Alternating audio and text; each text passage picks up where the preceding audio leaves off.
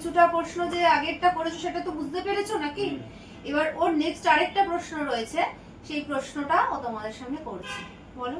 আরেকটা প্রশ্ন হলো, সেই মানুষটি যে নরকে গিয়ে নরক যন্ত্রণা মানে কর্মফল ভোগ করে, নরক যন্ত্রণা সে ভোগ করার পর আবার নতুন রূপে কিভাবে মানে উদ্ধার হতে পারে সেটা, মানে নতুন করে সে কি করে আবার জন্মলাভ করতে পারবে, মানে কিভাবে করতে পারবে, তাই তো? তো এটা একটা ভালো প্রশ্ন, খুব সুন্দর। আমার কাছে প্রত্যেকটা প্রশ্নই খুব ভালো লাগে। তো যাই হোক, ওরা এত সুন্দর, মানে ওরা যে আমার কাছে এসছে, এটা একটা গড গিফটেড ব্যাপার। প্রত্যেকটা স্টুডেন্টই আমার কাছে খুব আপনজন। যে ওদের মধ্যে যে এই যে প্রশ্নগুলো, এটা কিন্তু ওদের সব নিজস্বই প্রশ্ন, আমি ওদেরকে কিছু শিখিয়ে দিইনি। প্রশ্নগুলো ওদের ভিতরে যে আসছে, ওরা যে জানতে চাইছে, এই ব্যাপারটা আমার কাছে খুবই সুন্দর, মানে খুবই ভালো লাগার যে ওরা এত সুন্দরভাবে প্রশ্নগুলো করছে, ওদের জানার যে ইচ্ছাটা রয়েছে। তো এটা ঠিকই যে যতক্ষণ কর্মফলটা সে ভোগ করে নিল, খুব খারাপ কর্মফল সে ভোগ করে নিল, এবার তার আসছে কি ভালো কর্মফলটা। কিছু তো সে ভালো করেছে, তার কর্ম অনুযায়ী সে কিছু না কিছু ভালো অবশ্যই করেছে কোনো না কোনো সময়। সেই কর্মফলটা যদি তার কোনো ভালো হয়, বা ঈশ্বরের কাছে বা কোনো সাধুগুরু বৈষ্ণব মানুষ যারা খুব দয়াবান, খুব কৃপাবান, ঠিক আছে, মানে কিছু কিছু অপরাধ যদি হয়ে যায়, যেমন বৈষ্ণব অপরাধ, যারা ভক্ত তাদেরকে অনেকে আমরা খুব ব্যঙ্গ করি, খুব খারাপ কথা বলি, এইসব অপরাধদের কিন্তু এগুলো অপরাধ, এগুলোর কিন্তু ক্ষমা হয় না, ঈশ্বর ক্ষমা করে না ভক্তের অপরাধ। তাই এগুলোর থেকে আমরা পরিত্রাণ পেতে পারি না। কিন্তু কিছু পাপ পুণ্য যেগুলো রয়েছে, সেগুলো যখন আমাদের ফল ভোগ হয়ে যায়, কোনো বিশেষ আত্মা, আত্মা বলা যায় না, যারা মহাত্মা যাদেরকে আমরা বলতে পারি, ঠিক আছে, তারা যদি কৃপা করেন, তারা যদি আমাদেরকে তাদের সাধনার ফল কিছু, বা তাদের যে জপের কিছু রয়েছে, এই অংশগুলো যদি আমাদেরকে তারা নিবেদন করে, বা তাদের কাছে যে যে গঙ্গা জল বা কিছু থাকে, বা আমাদের তারা যদি আমাদেরকে কৃপার মাধ্যমে, বা তারা যে জ্ঞানগঞ্জের অমৃতলোকে এরকম বিভিন্ন যে জায়গাগুলো রয়েছে যেখানে তারা ভজন করছে, এবং তার ভজনের অংশটা এই বিশ্ব ব্রহ্মাণ্ডের ভালোর জন্য তারা সেগুলো কি করছে, নিবেদন করে দিচ্ছে, তারা নিজের জন্য কিছুই করছে না, ঠিক আছে, তাদের কৃপাতে কিন্তু আমরা কিছুটা পরিত্রাণ পেতে পারি। সেই ব্যক্তির যদি ভালো কর্ম কিছু থেকে থাকে, তাহলে ঈশ্বরের আদেশে, সেই সাধুগুরু বৈষ্ণবের কৃপায় এবং কোনো ভক্তের কৃপায় সে কিন্তু উদ্ধারপ্রাপ্ত হতে পারে। এটা প্রথম।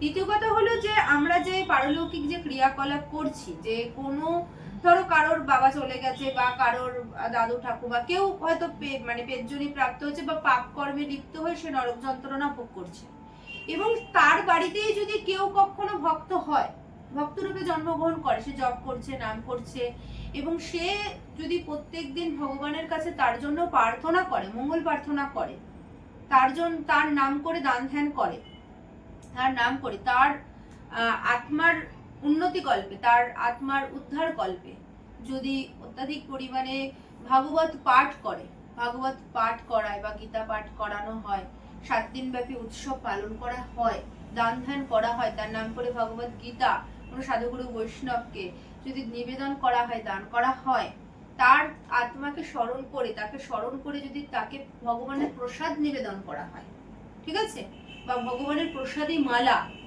নিবেদন করা হয়, তাহলে কিন্তু সে সেই যে খারাপ যে যন্ত্রণাটা ভোগ করছে, সেই যন্ত্রণা থেকে সে মুক্ত লাভ করতে পারবে, মুক্ত লাভ করে যেতে পারবে, অতি সহজেই সে আবার জন্ম নিতে পারবে। এটা হলো একটা সাধুগুরু বৈষ্ণবের কৃপা হলো। একটা কৃপা হলো যে যে তার বাড়ির গৃহের কেউ যদি ভক্ত হয়, বা তার নাতিপুতি বা তার সন্তান কেউ যদি হয়, তার মঙ্গল প্রার্থনা অনুযায়ী সে উদ্ধার লাভ করতে পারে। আর একটা উদ্ধার লাভ করতে পারে তার নিজ কর্ম, তার নিজ যদি ভালো কিছু কর্ম হয়, তার খারাপ কর্মফল ভোগ হয়ে যাওয়ার পরে সে আবার যখন তার ভালো কর্মের দ্বারা সে নতুন করে আবার জন্ম লাভ করতে পারে, সে মনুষ্য জীবনই পাবে এমন কোনো কথা নেই। সাধুগুরু বৈষ্ণব বা প্রসাদী মালা বা প্রসাদের মাধ্যমে বা ভাগবতের মাধ্যমে সে মনুষ্য জীবন প্রাপ্ত করতে পারে। আর নিজের কর্মফল অনুযায়ী সে কতটা ভালো কতটা খারাপ করেছে, তার উপর ডিপেন্ড করে সে মনুষ্য জীবন পাবে না অন্য কোনো জনই পাবে, বোঝা যাচ্ছে, অন্য কোনো কীটপতঙ্গ জনই পাবে, বা পশু জনই পাবে, পাখি জনই পাবে, সেটা তার কর্মের উপর ডিপেন্ড করছে। সে যে মনুষ্য জীবনই পাবে এমন কোনো কথা কিন্তু নেই। এটা কর্মের উপর ডিপেন্ড করছে। সেই কর্মে আমাদের অধিকার, ফলে কিন্তু আমাদের অধিকার নেই। কিন্তু তবু আমাদের ভগবান শরীরের মধ্যে সবটাই দিয়েছে, কোনটা ভালো কর্ম, কোনটা খারাপ কর্ম, কোনটা করব, কোনটা করব না, এই বিচার শক্তিটা আমাদের নিজের মধ্যে আনতে হবে। যে কেউ যদি, আমি কারোর সাথে খারাপ কাজ করছি, যেটা আমার সাথে যদি হতো তাহলে আমার কেমন লাগতো, তাই তো? তাই জন্য আমাদের প্রত্যেকটা কাজ করার আগে আমাদের কিন্তু ভাবতে হবে ওই ব্যক্তিটা বা কারোর সাথে আমরা খারাপ কাজ করতে যাব কিছু, সেই জায়গায় নিজেকে বসাবো বা নিজের খুব আপনজনকে বসিয়ে আমাদের বিচার করতে হবে এই কাজটা আমাদের করা উচিত কি নয়। ঠিক আছে? তাহলে সাধুগুরু বৈষ্ণবের কৃপা হলে প্রসাদীমালা ভাগবতের পাঠের মাধ্যমে সে মনুষ্য জীবন পেতে পাবে, উদ্ধার হয়ে যাবে না কিন্তু। সে উদ্ধার হয়ে ভগবানের ধামে চলে গেলে এমন নয় কিন্তু, তাকে আবার নতুন করে কর্ম করার সুযোগ দিতে হবে, মানে সুযোগ পেলো আর কি, সে আবার নতুন করে শুরু করতে পারবে, কিন্তু সে কিন্তু উদ্ধার হয়ে যাবে না, তাকে আবার আসতে হবে এই ধরা পৃথিবীতে। কিসের জন্য? এই ধরা পৃথিবী কিসের জন্য এসছে? কর্ম করার জন্য এসেছে। এই কর্মের মাধ্যমে পুণ্য, মানে পূর্ব কর্মগুলো ক্ষয় হয়ে যায়, কর্মের দ্বারা কর্ম ক্ষয়। বিষে বলি না, বিষক্ষয়। কাটা তুলতে গিয়ে কি লাগে? কাটাই প্রয়োজন হয়, সূচি লাগে, সেরকমই এই মত্তভূমি কর্ম করার ভূমি, এবং পূর্ব জীবনের কর্ম আমরা কাটিয়ে দিতে পারি যাতে খারাপ কর্মটা ভালো কর্মের মাধ্যমে। এবং কৃপা হলে কি হয়, তখন অনেক খারাপটা যখন আমরা ভগবানের শরণাপন্ন হয়ে যাই, তার কাছে আমরা নিজেকে সমর্পিত করে দিতে পারি একদম মনে প্রাণে, কিছু পাওয়ার আশা থাকে না, তখন আমাদের পূর্বকৃত সমস্ত কর্ম ঈশ্বর খুব অল্পের মাধ্যমেই ক্ষয় করিয়ে দেয়। তখন আমরা